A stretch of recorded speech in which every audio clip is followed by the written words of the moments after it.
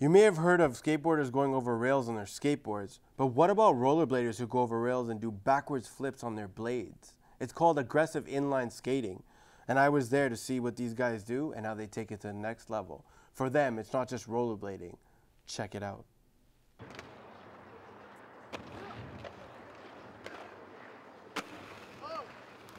Have you ever heard of something being aggressive as being good for you? Aggressive inline skating is fast, daring, and dangerous.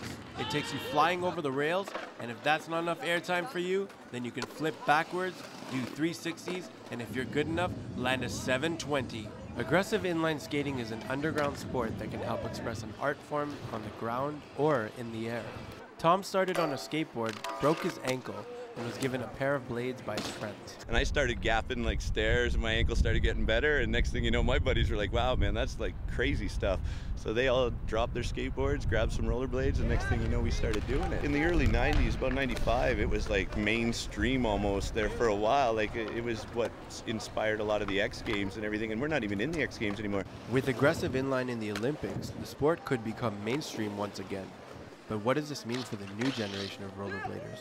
Mainstream's mainstream. You're just the follower. You're like the sheep, I guess. Where if you're the explorers, you're the ones charting the territory. You're having more fun doing something that nobody's experienced until you and your boys, and it brings a bigger connection together. Hence our crew. The youth are getting attracted to aggressive inline and not only nail old tricks, but innovate new ones, which cause the sport to evolve. There's a lot of young kids coming up in the game, and just like all of us, we learned somewhere where we learned these tricks. Took us forever to come up with these tricks. These young kids are seeing us do these tricks, and that's what they're learning right away. Are these hard tricks that have taken us a career to learn, and they're learning in 2 weeks. Once they get bored of that, that's when they start pushing the level in our sports, and you got kids in half pipes doing double backflip 540s, and you're like, what's going on? Like, nobody's touching those kids for a long time. Before a blader comes up to hit a rail or do a trick, they better know in their head. Otherwise, it's not going to happen.